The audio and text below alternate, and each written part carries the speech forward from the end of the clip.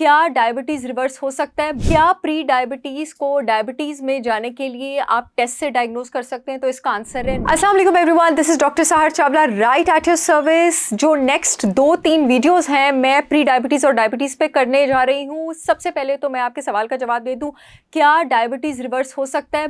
बिल्कुल रिवर्स हो सकता है। मैं रिवर्स कर रही हूँ डेली बेसिस पे अपने पेशेंट्स का, अपनी हर्ब से और अपने डाइट प्लान से। क्वेश्चन नंबर 2, क्या प्री डायबिटीज़ को डायबिटीज़ में जाने के लिए आप टेस्ट से डायग्नोज कर सकते हैं? तो इसका आंसर है नहीं, आप टेस्ट से डायग्नोज नहीं कर सकते हैं। और आज ये वीडियो उसी के बारे में है और आप कैसे डायग्नोज कर सकते हैं उसके साथ साथ ये वीडियो जो है वो इसके बारे में है।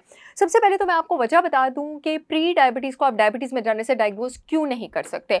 आपके पास जो प्री डायबिटीज़ का सिलसिला शुरू होता है वो आपके पास इंसुलिन रेजिस्टेंस से शुरू होता है। इंसुलिन आपके जिस्म का सबसे ज़्यादा डोमिनेटिंग हार्मोन है जो कि इस बात का तयन करता है कि जब आपका खाना जो है उसने बर्न होकर ग्लूकोज में तब्दील होना है और उस ग्लूकोज ने फ्यूल की सूरत में यानी फ्यूल का काम करने के लिए सेल्स में जाना है तो उसको इंसुलिन ने लेके जाना है।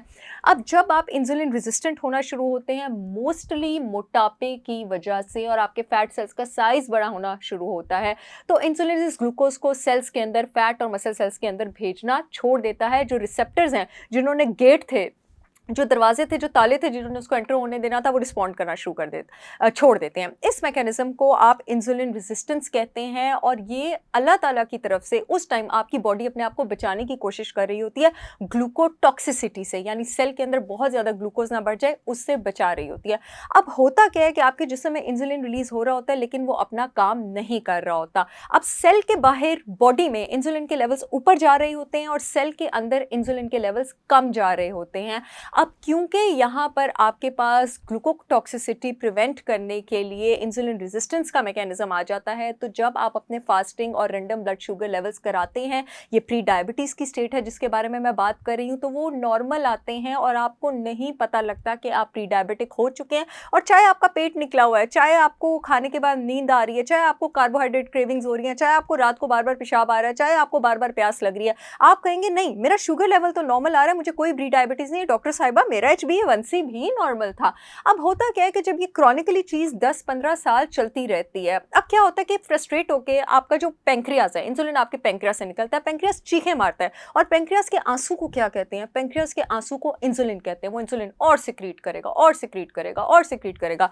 10-15 साल बाद पेंक्रियास के जिन सेल्स ने इंसुलिन सिक्रीट करते रहना है, जिसको बीटा सेल्स कहते हैं, वो थक जाते हैं। वो कहते हैं ये लो मेरी बस हो गई, और ये बीटा सेल्स इंसुलिन सिक्रीट करना कम कर देते हैं। अब जब ये बीटा सेल्स इंसुलिन सिक्रीट करना कम कर देते हैं, अब आपके टेस्ट में प्री डायबिटीज़ डायग्नोज होता है। ये वो लोग हैं जो मेरे पास HbA1c लेकर आते हैं 5.7 से 6.4 के बीच की रेंज में, और जब इस रेंज में आपके पास प्री डायबिटीज़ डायग्नोज होता है तो फिर पेशेंट को ब्रेन फॉग भी हो रहा है, कार्बोहाइड्रेट क्रेविंग भी हो रही होती है, हाथों पैरों में सुइयां भी चुभ रही होती हैं, विजन भी ख़राब हो रही होती है और ज़्यादा प्यास लगने, ज़्यादा भूख लगने वाले सिम्टम्स जो हैं ज़रा वो फिर और ज़्यादा आपके पास बढ़ गए होते हैं। और अगर इस स्टेज पे भी आप इसको इग्नोर करते हैं तो ये अल्टीमेटली डायबिटीज़ में कन्वर्ट हो जाता है। यानी जब आपका प्री डायबिटीज़ डायग्नोज होता है और जब आपका HbA1c 5.6 5.7 पे होता है और जब आप मेरे पास आते हैं तब मामला बहुत ख़राब हो चुका होता है और पेंक्रियास बहुत ज़्यादा डिस्ट्रॉय हो चुका होता है। अब ये अर्ली साइन से आप किस तरह डायग्नोज कर सकते हैं? सबसे पहले तो ये कि आपके गर्दन के पीछे, मेरे पास बहुत सारी पेशेंट्स और बच्चियाँ आती हैं जिनके गर्दन के पीछे ऐसी काली पट्टियाँ बनी होती हैं,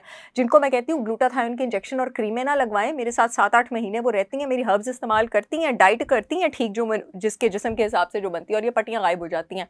आर्मपिट्स में, गर्दन में आपके पास ऐसे काले बैंड्स और पट्टियाँ होती हैं, इंसुलिन रेजिस्टेंस के होते हैं, मेरे पेशेंट्स के गायब होते हैं। और ये आपके कैसे गायब होते हैं? आपके इंटरमिटेंट फास्टिंग से गायब होते हैं, या आपके एंटी डायबिटिक हर्ब्स से गायब होते हैं। आपके बेहतरीन एंटी डायबिटिक हर्ब्स में आपके पास अदरक शामिल है, हल्दी शामिल है, करेला पाउडर शामिल है, स्वांजना शामिल है, आपके पास आंवला शामिल है जो कि बहुत रिच एंटी डायबिटिक हर्ब है। याद रखिए कि जो इंसुलिन रेजिस्टेंस है वो आपके जिस्म से बहुत सारे वाइटामिन निकाल देता है, जिसमें से विटामिन D और C बड़े इंपॉर्टेंट वाइटामिन हैं जो जिस्म से निकल जाते हैं। आंवला जो है वो विटामिन C का रिचेस्ट सोर्स है दुनिया में, और अगर आप आंवला लेते हैं तो आप अपनी बॉडी में इंसुलिन रेजिस्टेंस जो है उसको रिवर्स कर सकते हैं अलॉन्ग विद अदरक, हल्दी, करेला और स्वांजना, क्योंकि करेला जो है वो आपकी बॉडी में बिल्कुल वैसा फंक्शन परफॉर्म करता है जैसा आपकी बॉडी में इंसुलिन परफॉर्म करता है। आप चाहें तो मेरी ब्रांड होलिस्टिक विजडम बाय सहर चावला के ये सारे हर्ब्स और पाउडर्स अवेलेबल हैं, जो लिंक है ऑर्डर के लिए यूट्यूब वालों के लिए मैं कॉमेंट सेक्शन में दे दूंगी, फेसबुक वालों के लिए जो मेरा अपॉइंटमेंट नंबर दिया हुआ है वीडियो में उसके नीचे मेरी ब्रांड होलिस्टिक विजडम बाय सहर चावला का लिंक दिया हुआ है। पूरे पाकिस्तान में शिपमेंट हो रही है, आप चाहें तो ऑर्डर कर सकते हैं।